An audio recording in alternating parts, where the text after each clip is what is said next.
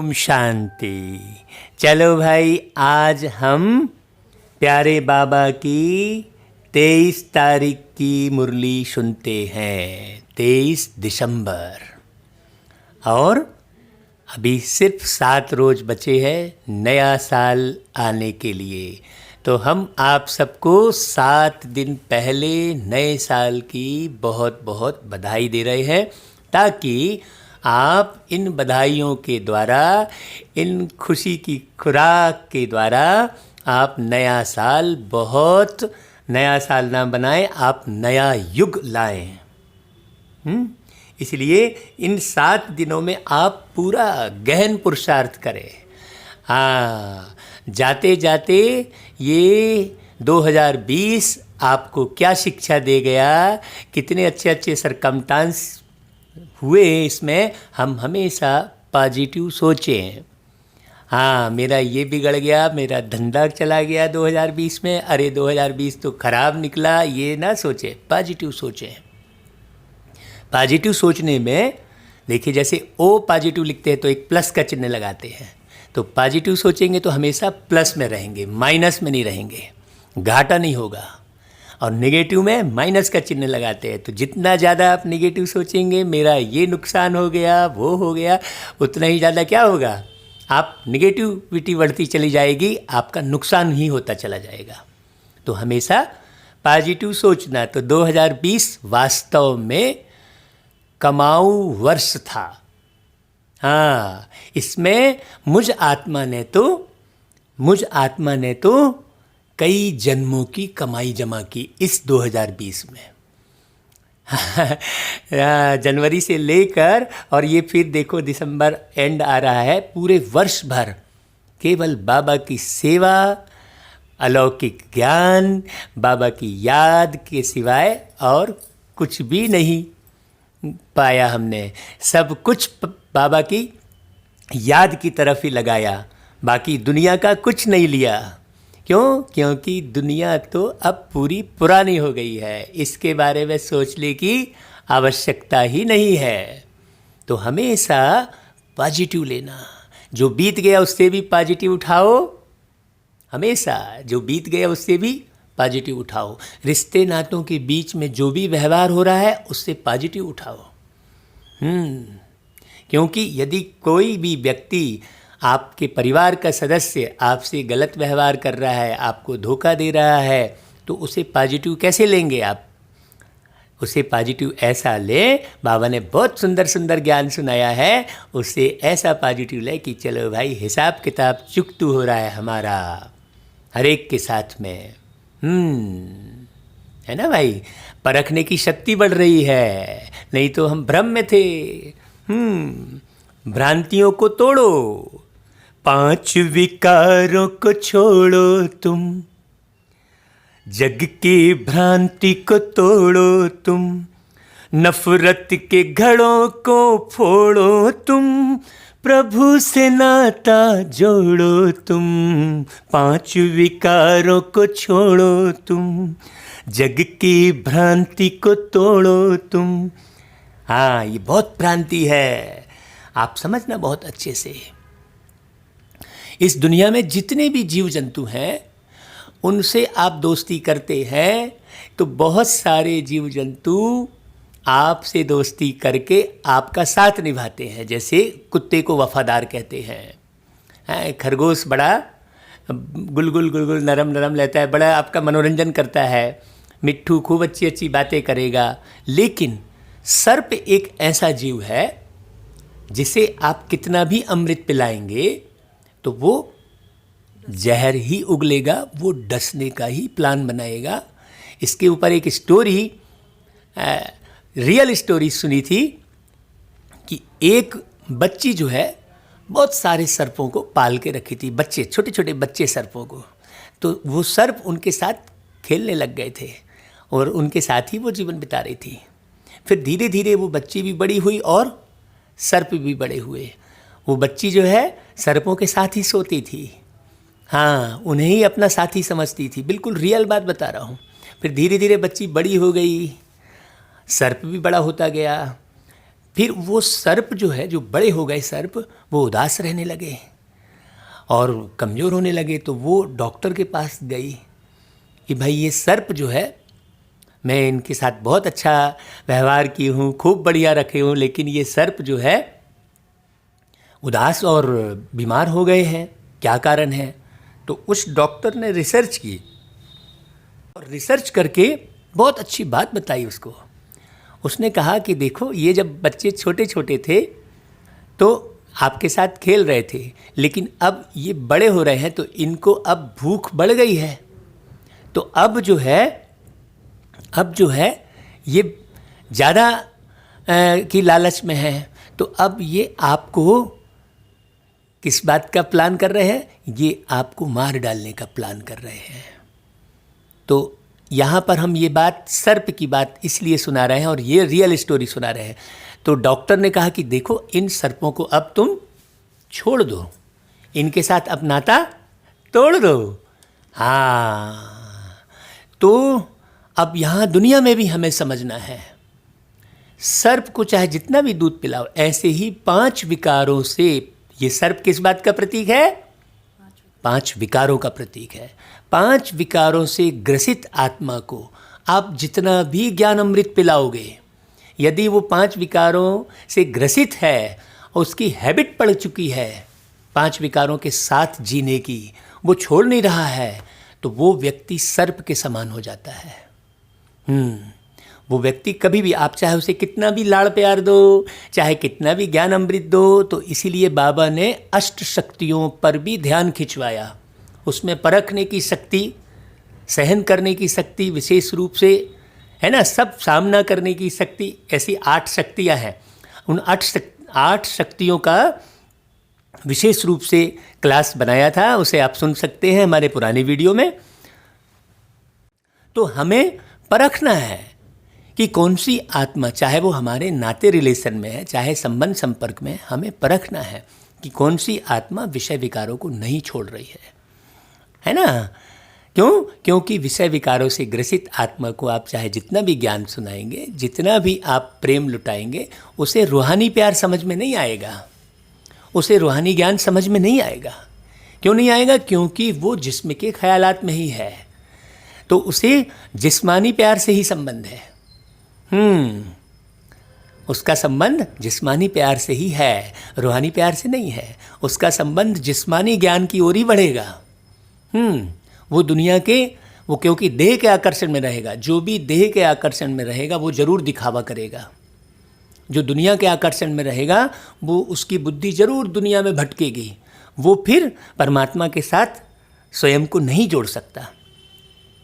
तो रोज की मुरली में बाबा बहुत गहन गंभीर बातें समझाते हैं।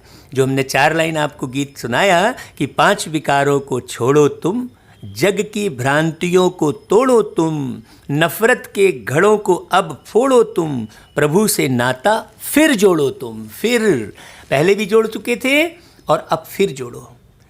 तो चलो भाई, अब हम बाबा की मुरली बहुत प्यार से सुनते हैं 23 दिसंबर की। ओम शांति। तो बाबा कहते हैं, मीठे बच्चे, यह पतित दुनिया एक पुराना गांव है, यह तुम्हारे रहने लायक नहीं है। हाँ, तुम्हें अब नई पावन दुनिया में चलना है, ये फाइनल कीजिए।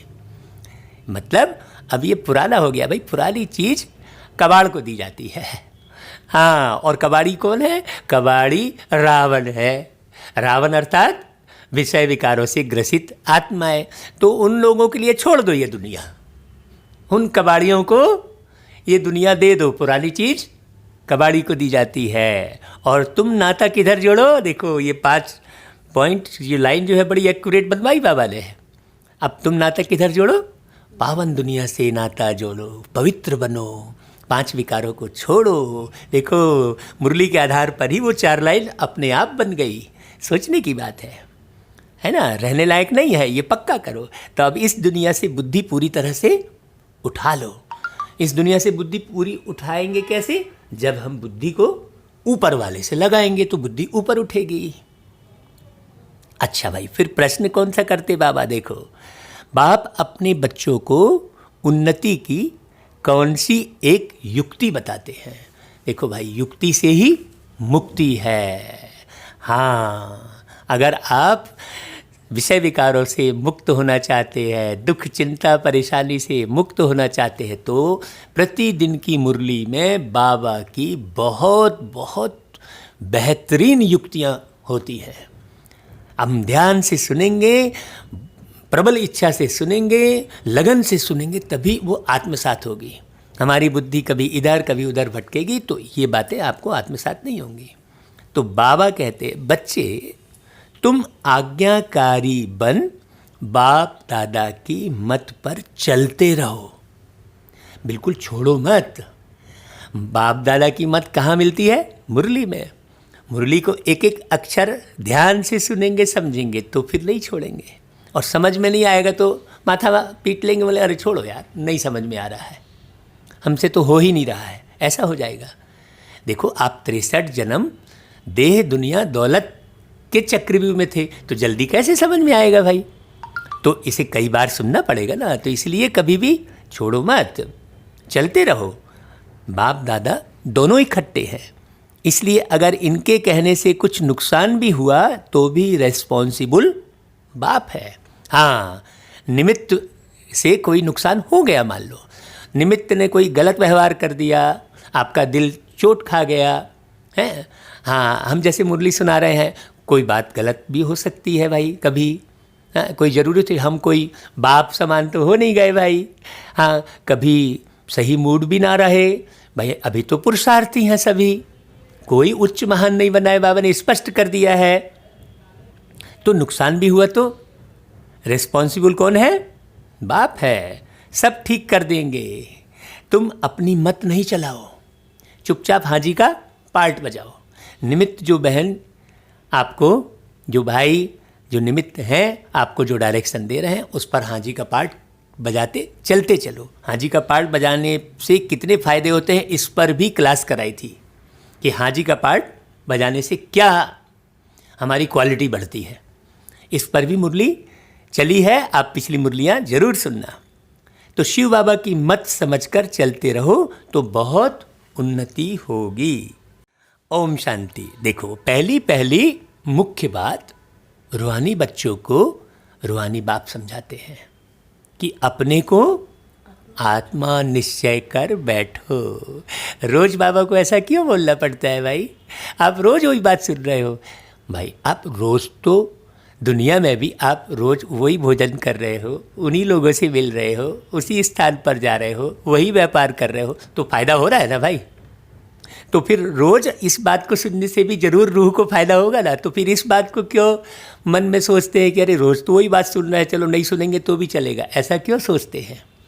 रोज़ आप वही भोजन कर रहे हो, वही फैशन कपड़े वही लगातार उसी को पहन रहे हो, तो कोई नुकसान हो रहा है क्या? नहीं ना। बहुत लोग बोलते हैं अरे आपकी जो मुरली सुनाते हैं उसमें तो रोज़ वही बात रहती है। नहीं, आप सुनो अच्छे से, हम बने थोड़ी हैं। तो बाबा कहते हैं कि बाप को याद करो तो तुम्हारे सब दुख दूर हो जाएंगे। वो लोग आशीर्वाद करते हैं ना, यह बाप भी कहते हैं बच्चों तुम्हारे सब दुख दूर हो जाएंगे, सिर्फ अपने को आत्मा समझ बाप को याद करो। भैया तो अति सहज है, इसमें काम धाम भी नहीं छूटेगा, आपको अंदर की समझ की बात है ना। जैसे आप बाज़ार में जाते हैं, कोई टारगेट रखते हैं कि भाई मुझे ये सामान लेने जाना है, रास्ते में कोई व्यक्ति मिल गया, वो बातचीत करने लग गया, तो क्या आप अंदर का वो थोड़ी, आपका तो वो जारी रहेगा ना स्मृति में कि मुझे वो सामान लेने जाना है, उससे बातचीत भी कर लोगे, उससे मिल भी लोगे, लेकिन अंदर तो लक्ष्य रहेगा ना कि मुझे ये सामान लेने जाना है। बस वैसा ही है, यही याद की यात्रा है। तो बाबा कहता है यह है भारत का प्राचीन सहज राजयोग। प्राचीन का भी टाइम तो चाहिए ना। हाँ भाई, प्राचीन कह दिया, लेकिन कितना लॉन्ग भी कितना। बाप समझाते हैं पूरे 5000 वर्ष पहले यह राजयोग सिखाया था। यह बाप बिगर कोई समझा नहीं सकते और बच्चों बिगर कोई समझ नहीं सके। गायन भी है, आत्माएं बच्चे और परमात्मा बाप अलग रहे बहुकाल, बाप ही कहते हैं तुम सीढ़ी उतरते उतरते पतित बन पड़े हो। अब स्मृति आई, सब चिल्लाते हैं, ये पतित पावन रघुपति राघव राजा राम, पतित पावन सीताराम, ऐसा गीत गाते हैं। क्यों? जरूर कलयुग में सब पतित ही होते होंगे ना, तब तो पतित पावन को याद करते हैं। और पतित पावन सीताराम कहते हैं, मतलब दो आत्माएं ऐसी होंगी जो पतित से पावन बनने का पुरुषार्थ इस संगम पर किए होंगी बाबा से मिलकर। पतित पावन सीताराम, रघुपति राघव राजा राम, रघुपति राघव राजा राम माने रघुकुल कहते हैं रघुकुल रीत सदा चली आई, प्राण जाए पर वचन न जाई। हाँ, तो अब इसका बड़ी गहरी बात है, आपके प्राण भी निकल जाए पर ये बाबा के वचन आप निभाने में कोताही न बरते हैं। ये जो बाबा की वाणी है इसे सुने समझे और धारण करे, ये रघुकुल की रीत बता रहे हैं। बाबा के वचन को आप धारण करने से न चूके हैं। अब प्राण भी निकल रहे हैं, मतलब प्राण माने शरीर, शरीर तो छूटेगा ही, आप चाहे इसे कितना भी कैसा भी पालो, कितना विटामिन प्रोटीन खिलाओ। तो बाबा कहते हैं कि आप चिल्ला रहे थे रघुपति राघव राजा राम, पतित पावन सीताराम कह रहे थे, इसमें भी बड़ी गहराई है। देखो वो गहराई भी बाबा ने कहलवा दी। तो कलयुग में पतित होते हैं तब ना चिल्लाते हैं, सतयुग में होते हैं पावन। ये बात पहले की थोड़ी है, ये तो कलयुग की है। वह है ही पावन दुनिया। यह पुरानी पतित दुनिया रहने लायक नहीं है, इसलिए अब बुद्धि यहाँ से उठा लो। हाँ, वो गीत सुना ना आपने, सब तरफ से बुद्धि हटा कर देखो परमात्मा में लगा कर, मन खुशियों से भर जाएगा। ऐसा गीत है ना भाई, आप इसको सुनना। तो बाबा कहते हैं यह रहने लायक नहीं है, परंतु माया का प्रभाव भी कोई कम नहीं है। बच्चों को खींचती रहती है माया, माया ने आपकी कमजोरी। हाँ, माया कोई चैतन्य में थोड़ी है भैया। माया शब्द बाबा बच्चों को बहलाने के लिए माया शब्द कह देते हैं।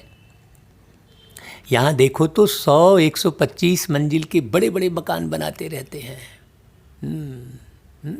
इधर खिंचाव होता है लोगों का, अरे ये सोफ़ा ले ले, वो कर ले। इनको माया का पॉम्प कहा जाता है। माया का जलवा ऐसा है, जो कहो स्वर्ग चलो तो कह देते हमारे लिए तो स्वर्ग यहाँ ही है, और स्वर्ग होता तो हॉस्पिटल ही नहीं होती। भाई स्वर्ग यहाँ ही है जो कहते हैं, उनसे कहो कि भाई इतनी इतनी हॉस्पिटलें बढ़ रही हैं तो क्या स्वर्ग में हॉस्पिटल रहेगी? इतने मच्छर काट रहे हैं, मच्छरों की संख्या बढ़ती जा रही है। आपने सुना होगा वो गीत कि स्वर्ग में कहाँ से आए मच्छर। तो कहाँ का स्वर्ग है भाई? क्या भाई ये भौतिक साधन हो गए, खूब एरोप्लेन बन गई, खूब ट्रेन बन गए तो स्वर्ग हो गया? कितनी गहरी समझने की बात है। अरे भाई तुम बच्चे जानते हो, अरे यह तो पुराना गांव है, कोई स्वर्ग नहीं है। इनको कहा जाता है नर्क। पुरानी दुनिया सो भी रौरव नर्क कहेंगे इसे। अब नर्क कहाँ ये भी नहीं मालूम लोगों को। सतयुग को कहा ही जाता है स्वर्ग, स्वर्णिम युग, फिर सिल्वर युग, फिर कॉपर युग, फिर लौह युग। अभी तो स्पष्ट दिख रहा है लौह युग, अब तो प्लास्टिक युग और कागज युग हो गया। हाँ, तो यह अक्षर तो है ना, इनको विशेष वर्ड तो सब कहेंगे। किनको? इस कलयुगी दुनिया को। वॉइसलेस वर्ड तो सतयुगी दुनिया थी, स्वर्ग था। स्वर्ग को कहा ही जाता है वॉइसलेस वर्ल्ड, नर्क को विशेष वर्ड कहा जाता है। पक्का करते चलो, बाबा खूब पक्का करा रहे हैं। इतनी भी सहज बातें क्यों नहीं किसकी बुद्धि में आती है। मनुष्य कितने दुखी है, कितने लड़ाई झगड़े आदि होते रहते हैं। दिन प्रतिदिन बॉम्ब्स आदि भी ऐसे बनाते रहते हैं जो गिरे और मनुष्य खत्म हो जाए। उससे क्या फ़ायदा? किस मनुष्य को क्या फ़ायदा होगा भाई? लेकिन बुद्धि भ्रष्ट हो गई है। परंतु तुच्छ बुद्धि मनुष्य समझते नहीं है कि अभी क्या होने वाला है। यह बातें कोई समझा नहीं सकते सिवाय बाप की, क्योंकि भाई हम भी आपको नहीं समझा सकते थे, हम भी तो हिरे हुए थे ना भाई। धीरे धीरे बाबा की मुरली सुन सुनकर समझ में आया, अरे भैया बाबा जो कह रहा है वो राइट है, बाकी दुनिया जो कह रही है वो पूरा रॉन्ग है, 100% रॉन्ग।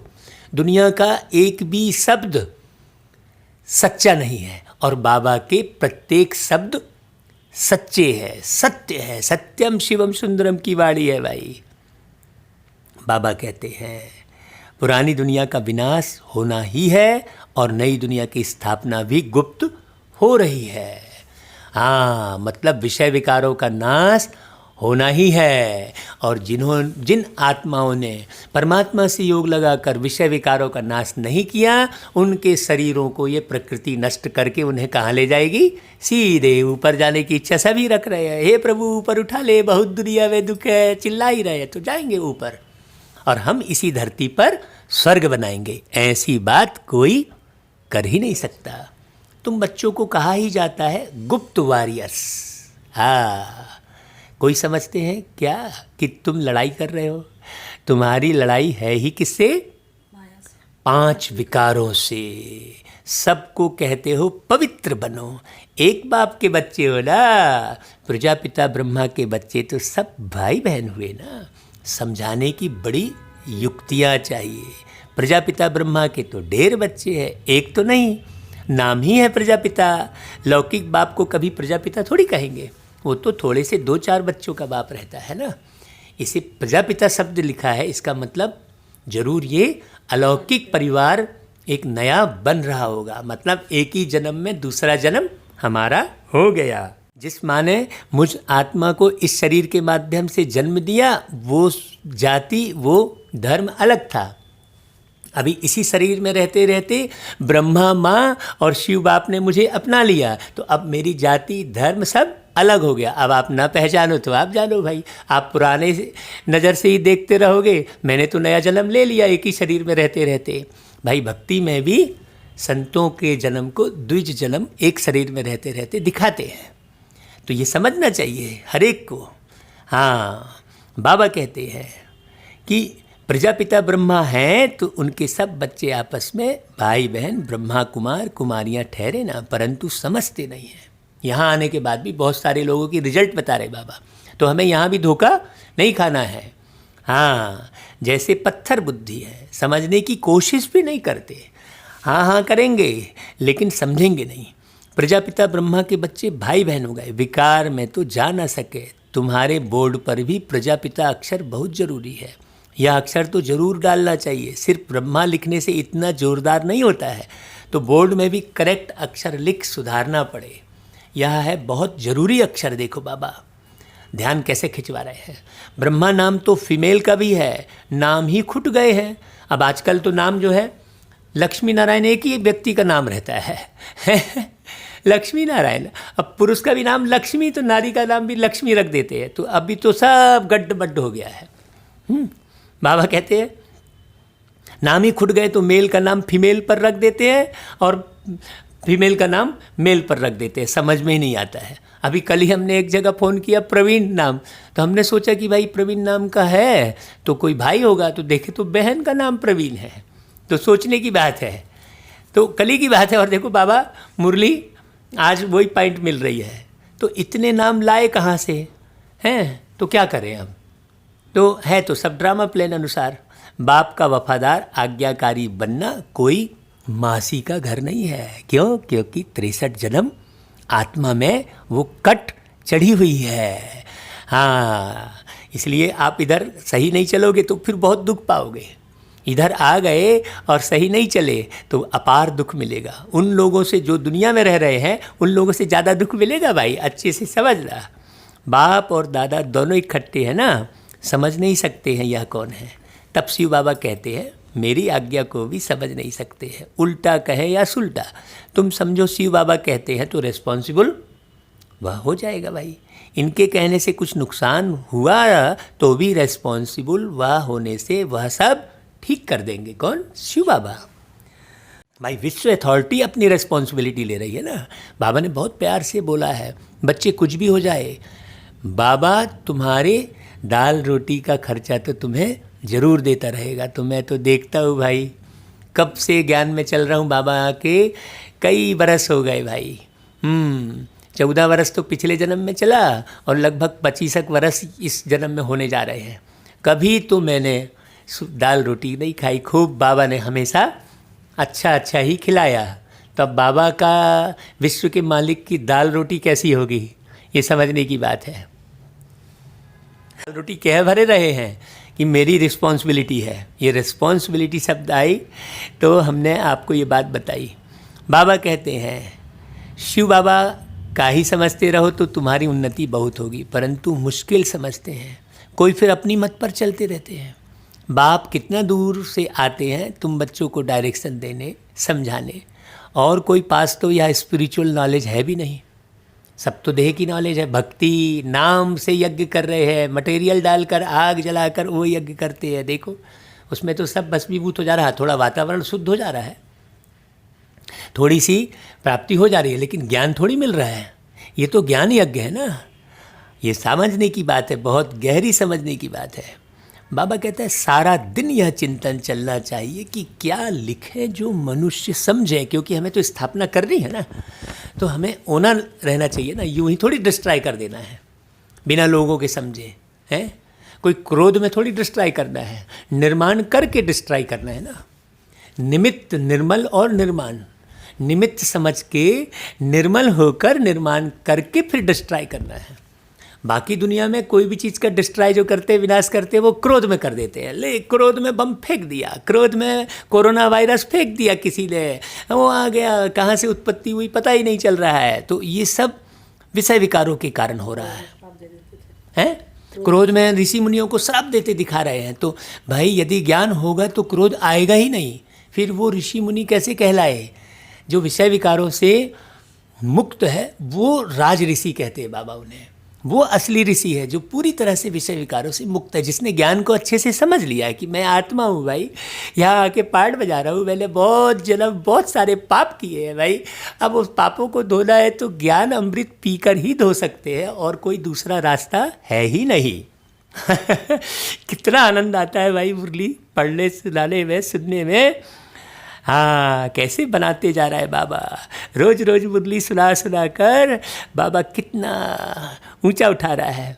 वो गीता ना, मीठा मीठा कहकर बाबा मीठा हमको बना ही दिया। तो बाबा कहते हैं क्या लिखें जो मनुष्य समझे। ऐसे ऐसे सीधे अक्षर लिखने चाहिए जो मनुष्यों की दृष्टि पड़े। तुम ऐसा समझाओ जो कोई प्रश्न पूछने की दरकार ही ना पड़े। हाँ देखो, समझाने पर बाबा फोर्स दे रहे हैं ना कि तुम ऐसा समझाओ, अच्छे से रमणीक होकर समझाओ। ऐसा नहीं तनाव वाली बातें बोलते चले जा रहे हैं तो सामने वाले को थोड़ी अच्छा लगेगा। खुशनुमा वातावरण में समझाओ, खुश होकर समझाओं। बाबा को पा लिया है ये पूरा फाइनल करके समझाओ, भरपूर होकर समझाओ। हाँ, कितना आनंद है सोचो। बाबा कहते हैं, बोलो बाप कहते हैं अपने को आत्मा समझ मुझे याद करो तो सब दुख दूर हो जाएंगे। आत्मा समझना ही मुश्किल है। हाँ, नारी तो नारी देह ही समझ रही है अपने को, बस वो अपने नारी देह की खूबसूरती में ही मगन है। मेरी नाक बहुत सुंदर, मेरे होंठ बड़े सुंदर, देखो मेरी फोटो कैसी लग रही है, फलाना है ढिकाना, देखो कैसे पूरा डूबे हुए हैं देह में। पुरुष भी अपना मटक चटक के सेल्फी ले रहे हैं, कैसे डूबे हुए हैं। है देह की सुंदरता में जो डूबा रहेगा वो आत्मा की सुंदरता को पहचान ही नहीं पाएगा, जबकि मुख्य क्या है? आत्मा है। आत्मा के बिना देह एक सेकंड भी नहीं रह सकती, जला दोगे ले जाके, लेकिन बिना देह के आत्मा रहती है, तब न देह बनाती है फिर नया। भी बड़ी गहन गंभीर बात है। आत्मा रहती है तब तो फिर तेरा ही करते हो भाई, उनकी शांति की कामना करते हो, उनके लिए फिर भोजन का कार्यक्रम बनाते हो। हाँ, तो ये सब बना रहे हो मतलब आत्मा का ज्ञान को अच्छे से समझना चाहिए ना।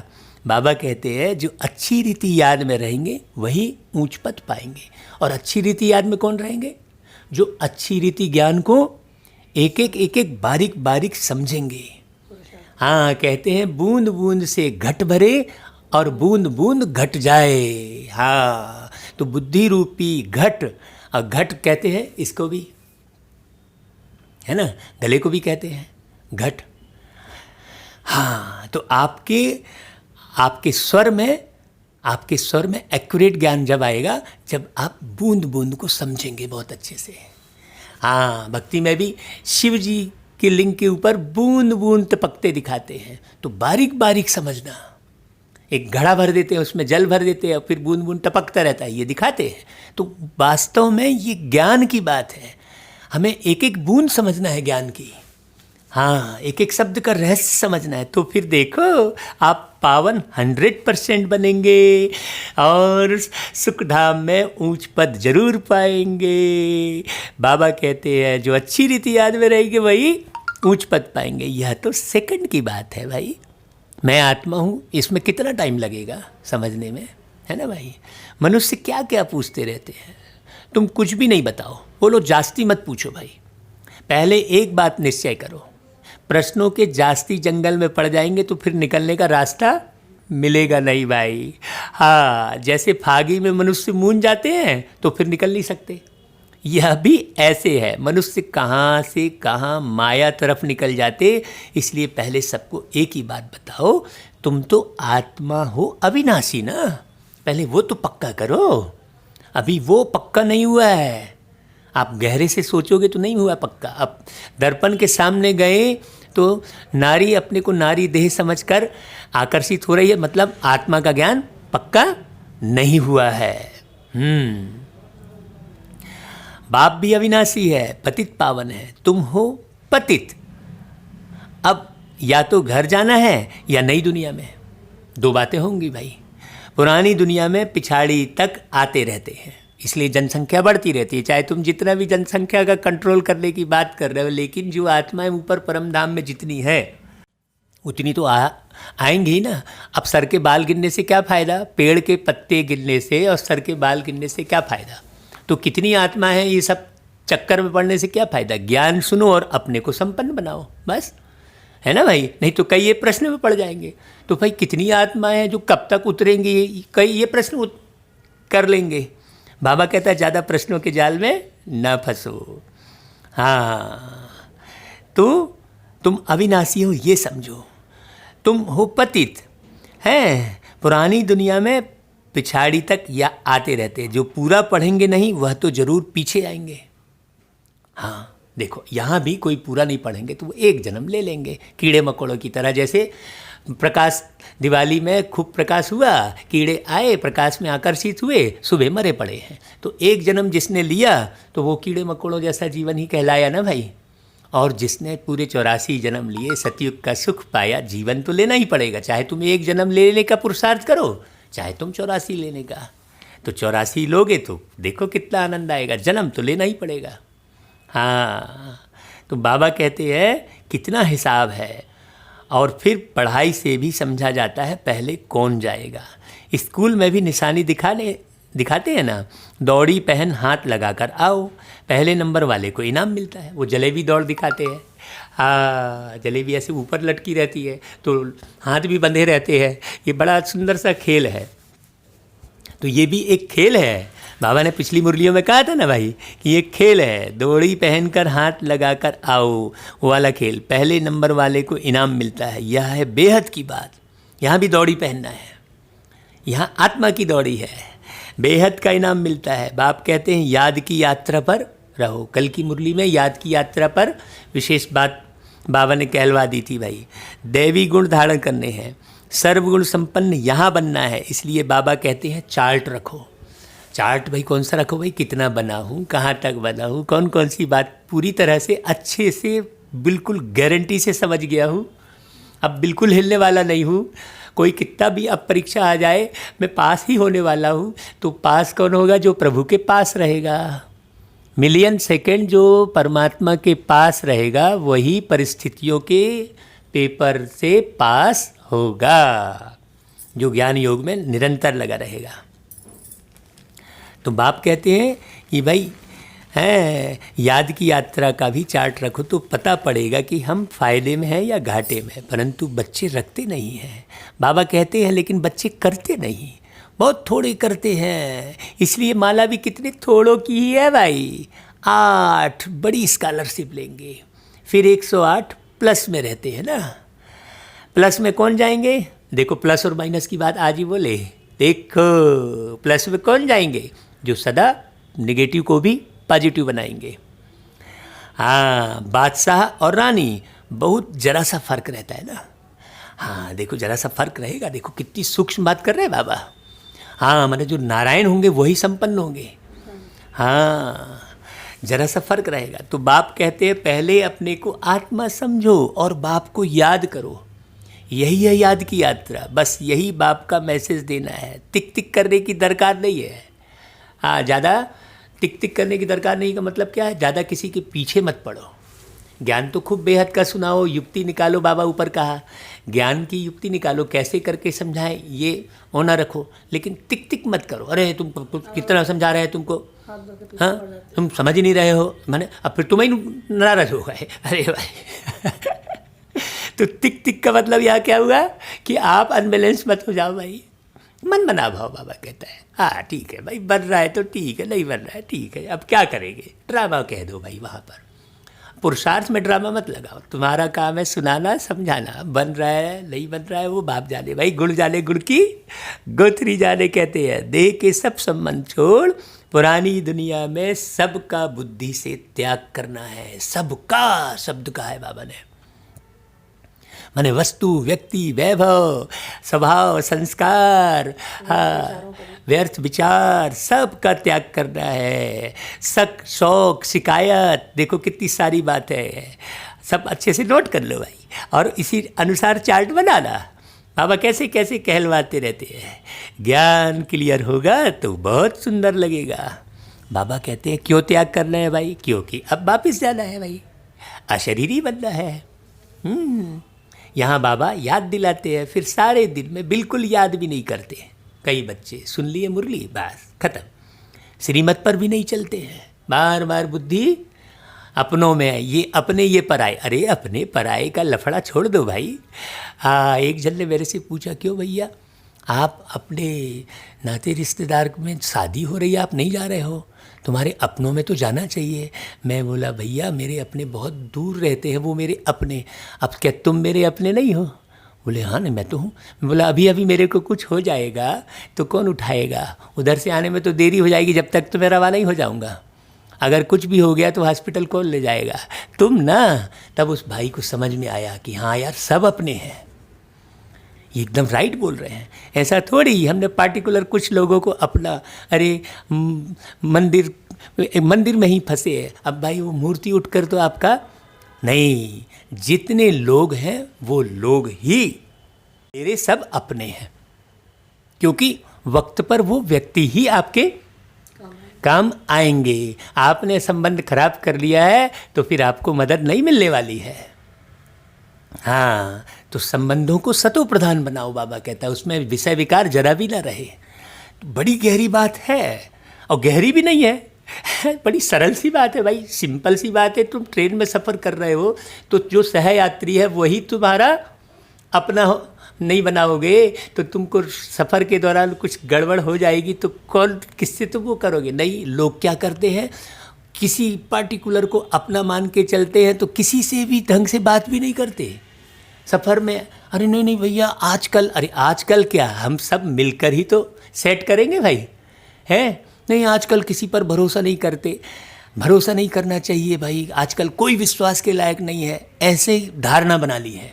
अरे आजकल कोई विश्वास के लायक नहीं है तो नल में जो पानी आ रहा है उसको भी मत पियो, फिर क्या कर लोगे, है भाई? जो कर्मचारी वहाँ पर टंकी से पानी भेज रहा है, मोटर चालू करके आपके घर में पानी आ रहा है, तो विश्वास ही तो है? नहीं, विश्वास करो लेकिन अलर्ट रहो। हाँ विश्वास तो सब पे करना पड़ेगा, लेकिन बुद्धि हमारी ज्ञान युक्त हो। तो बाबा की मुरली सुनेंगे तो हम अलर्ट रहेंगे, एक्यूरेट रहेंगे, तो हम कहीं धोखा नहीं खाएंगे। विश्वास नहीं, लायक नहीं है बोल देने से थोड़ी बात बन जाएगी, है बात समझने की, यही बात है। तो बाबा कहते हैं कि तमो प्रधान से सतो प्रधान बनना ही है। हाँ बाबा ने हमको राज्य भाग दिया, हमने फिर ऐसे गवाया, 84 जन्म लिए, लाखों वर्ष की बात नहीं है। बहुत बच्चे अल्फ को ना जानने कारण फिर बहुत प्रश्न पूछते रहते हैं। बाप कहते हैं पहले मामे कम तो याद करो तो पाप कट जाए, पहले अपने पाप तो हटाओ, जंक तो छुड़ाओ, तो प्रश्न अपने आप खत्म हो जाएंगे। और दैवी गुण धारण करो तो देवता बन जाएंगे, और फिर कुछ पूछने की दरकार ही नहीं रहेगी।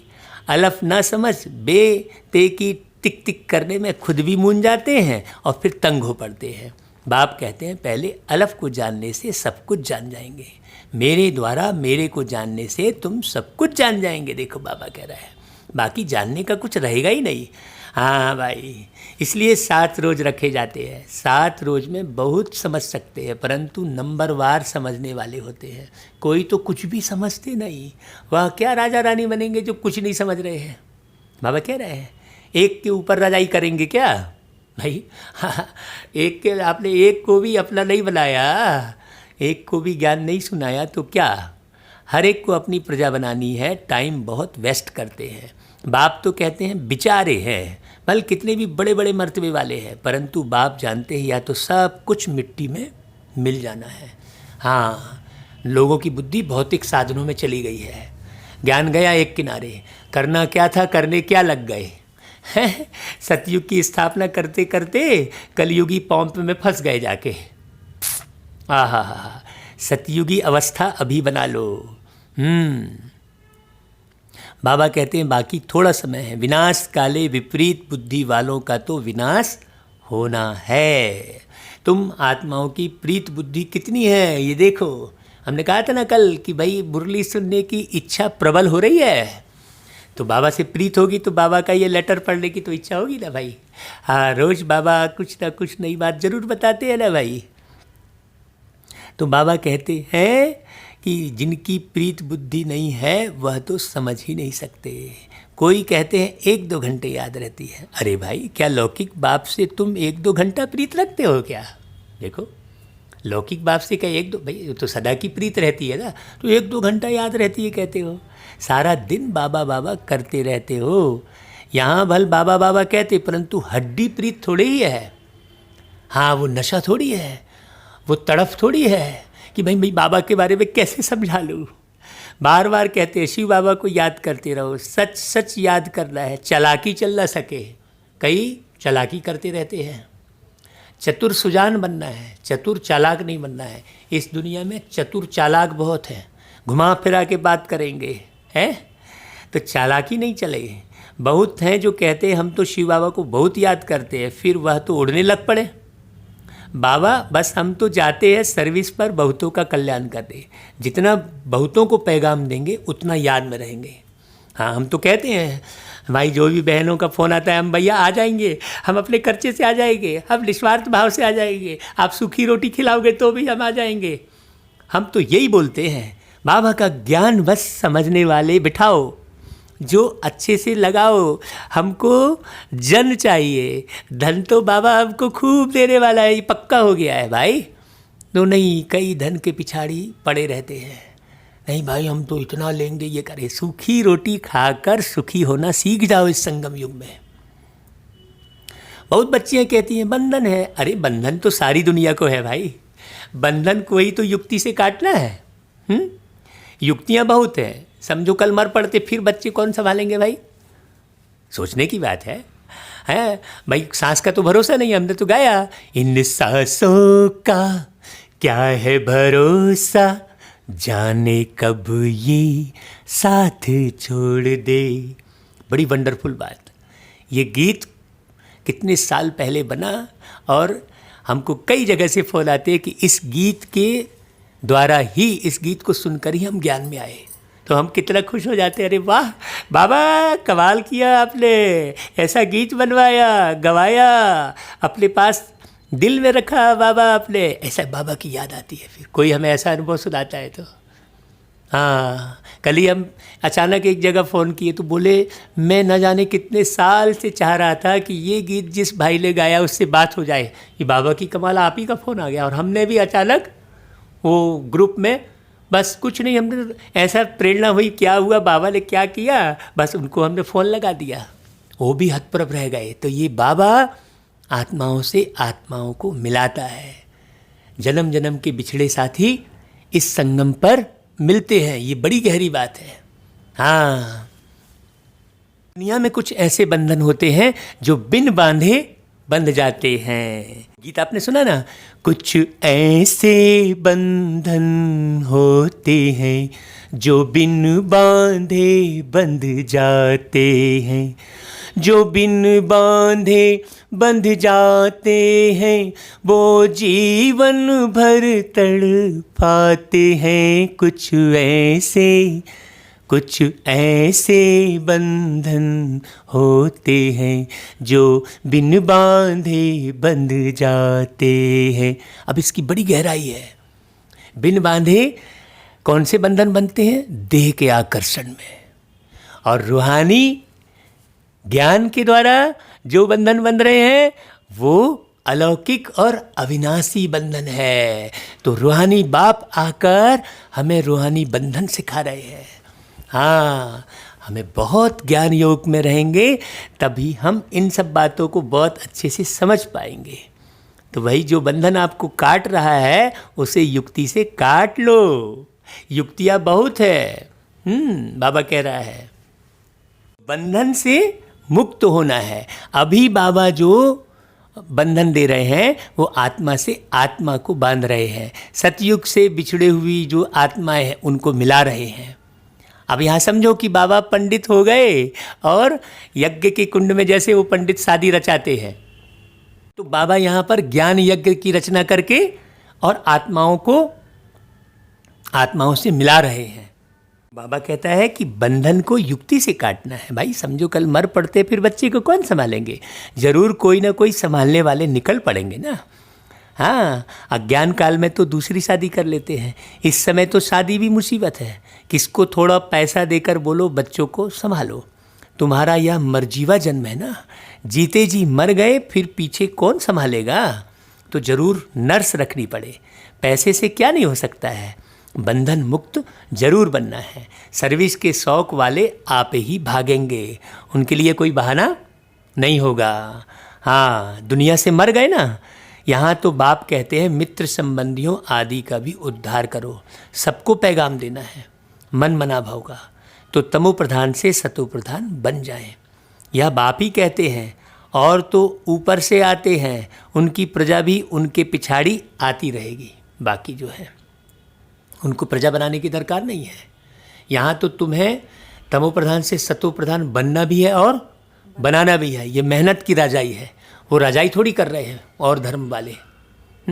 यहाँ तो तुम्हें बाबा राजयोग सिखा रहे हैं ना भाई। बड़ी गहरी समझने की बात है। और ये समझ उसी के अंदर आएगी जो कंटिन्यू लगातार पवित्र बन रहा होगा। हाँ, जिसकी बुद्धि में दुनिया का इतना सा भी रंच मात्र भी आकर्षण नहीं होगा। नहीं तो क्या होगा, कई बच्चे क्या होते हैं, छोड़ भी दिया और पकड़े भी रहते हैं। हाँ, बाबा ने एक बार मुरली चलाई थी, डगाली पकड़े हैं तो कई इधर खा रहे हैं तो कई फल खाने में व्यस्त है। ऐसा बताए थे, ऐसे ऐसे पंछी देखे, ऐसा बाबा कह रहे थे। बाबा कहते जैसे क्राइस्ट सबको नीचे ले आते हैं। नीचे पार्ट बजाते बजाते जब अशांत होते हैं तो कहते हैं हमको शांति चाहिए।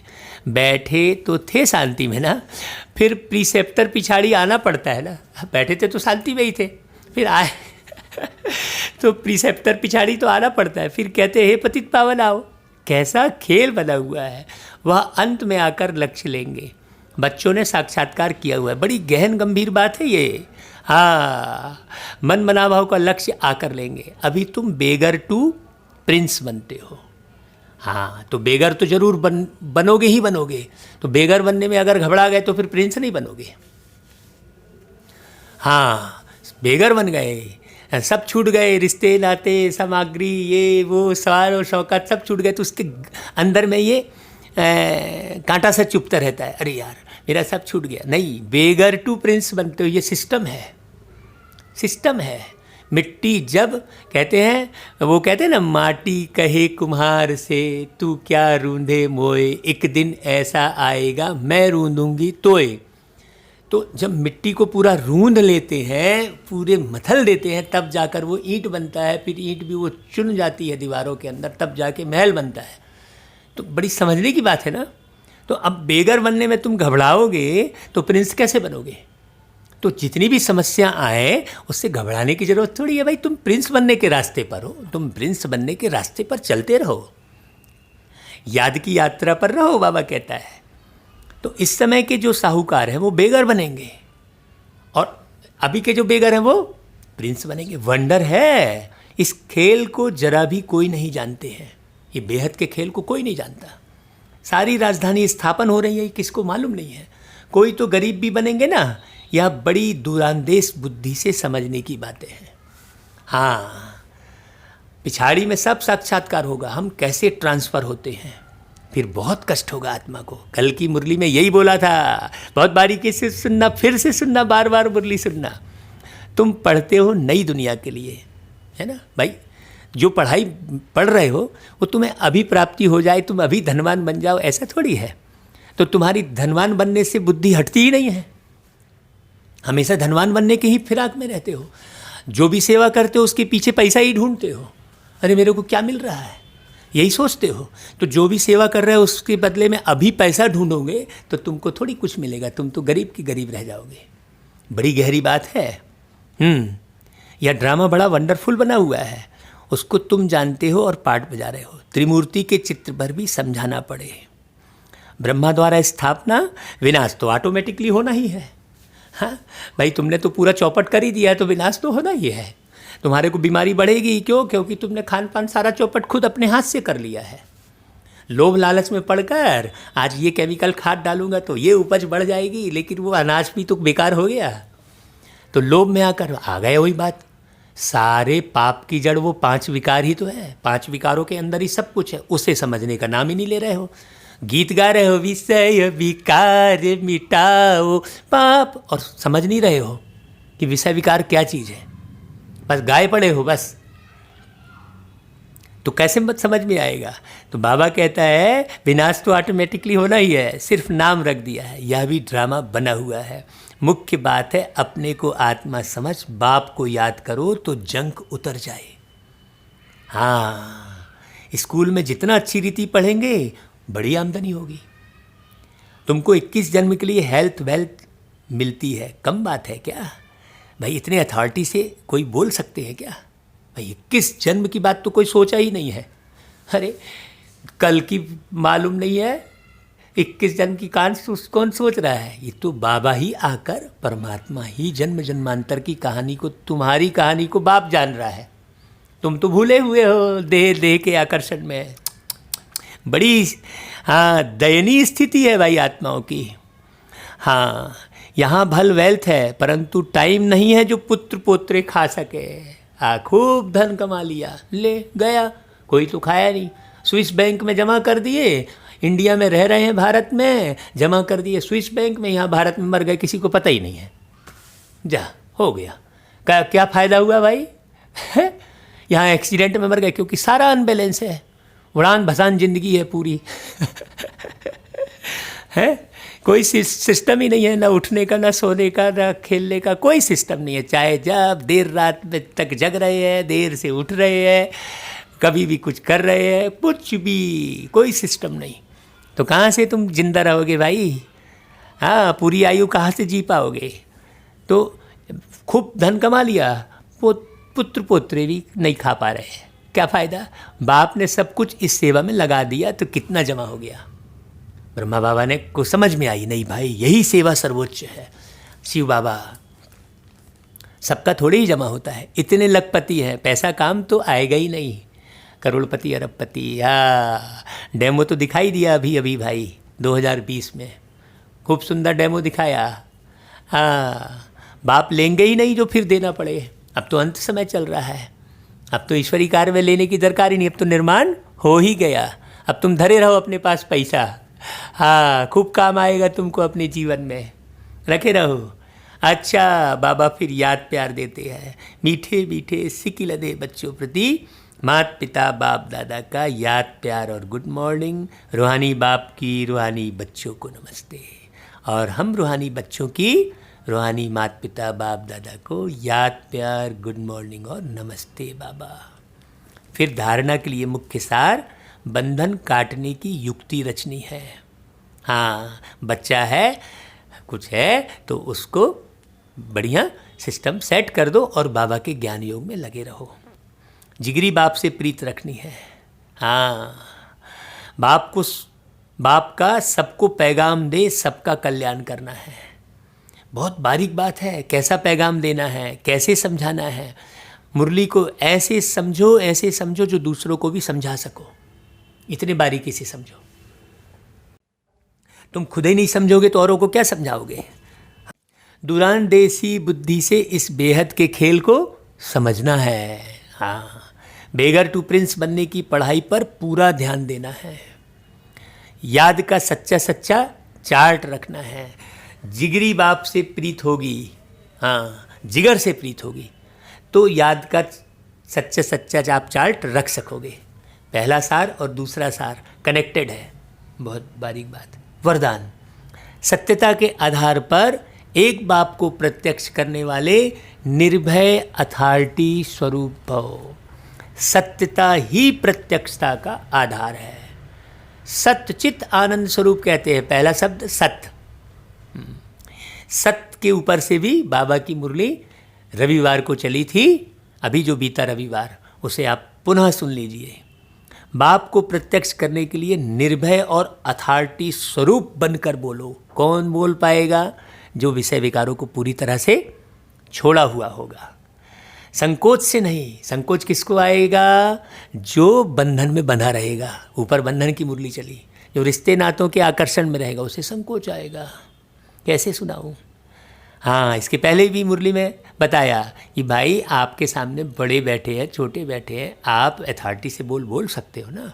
हाँ, संकोच थोड़ी आएगा। आप तो रियल बाप से जुड़े हो, आपको समझ में आया है। तो बाबा कहते हैं जब अनेक मत वाले सिर्फ एक बात को मान लेंगे कि हम सबका बाप एक है और वही अब कार्य कर रहे हैं, हम सब एक की संतान एक है और यह एक ही यथार्थ है, तो विजय का झंडा लहराएगा। यही तो प्रत्यक्ष करना है।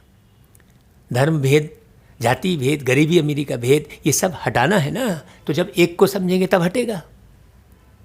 तो इसी पर तो मेहनत करनी है।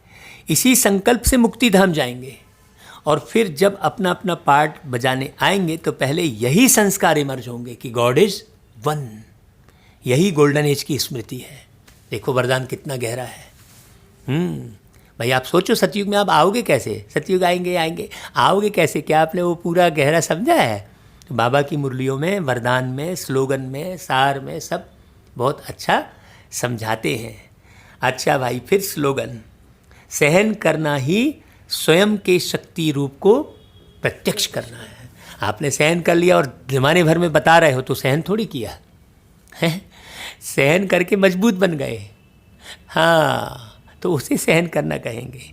अच्छा भाई, ओम शांति। आनंद ही आनंद है भाई। बाबा की मुरली में खूब गहराई से पढ़ो, बारीक बारीक एक एक शब्द के अर्थ को समझो और स्वयं की चेकिंग खूब करो।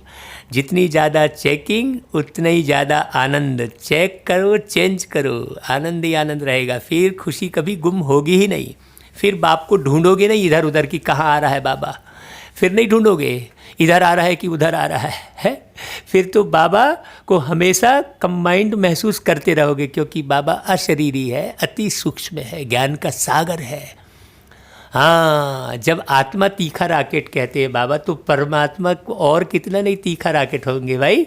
लेकिन दिल की प्रीत होगी तो एक सेकंड में बाबा की अनुभूति होना शुरू हो जाएगी। अच्छा भाई, ओम शांति, ओम शांति, ओम शांति।